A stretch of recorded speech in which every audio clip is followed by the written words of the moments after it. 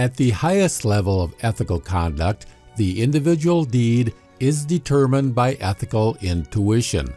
This requires having the ability to think out for oneself the universal ethical principle to apply in each particular situation. This conceptual principle is selected in pure universal thinking solely by its ideal content and is determined by the conceptual system. This universal element is the conceptual content of the deed.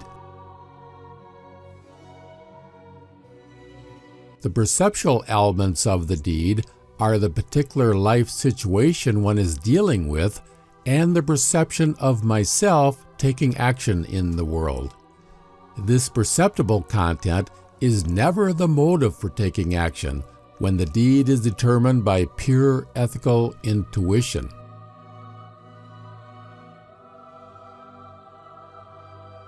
A superficial criticism could make this objection: how can an action be individually adapted to fit a particular case and situation, and yet at the same time be determined in a purely conceptual way by intuition? This objection is due to confusing the ethical motive with the perceptible content of an action.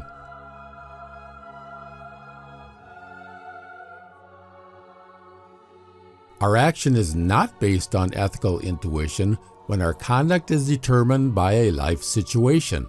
For example, when we act for the progress of culture, or from pure egoism, etc. In this case, the motive is the perceptible content of the particular situation. When the perceptible content determines the action, the motive is not pure intuition. Of course, myself takes notice of the perceptual content, but it does not allow itself to be determined by it. In order to understand the situation, the perceptible content is used only to construct a cognitive concept. The cognitive concept reveals to me the connections of events or objects according to natural laws. The universal laws of the situation then become part of the universal thinking process. In this way, I have knowledge of the situation, but the corresponding ethical concept that results from my thinking has not been determined by the perceptible event.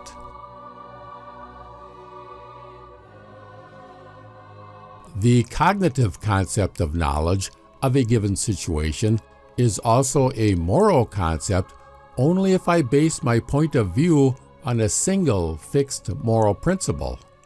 If my knowledge of a situation indicates that it does not conform to my opinion of cultural progress, then this knowledge motivates my corrective action. If I want to base all my actions exclusively on the principle of cultural progress, then I go through life along a fixed route.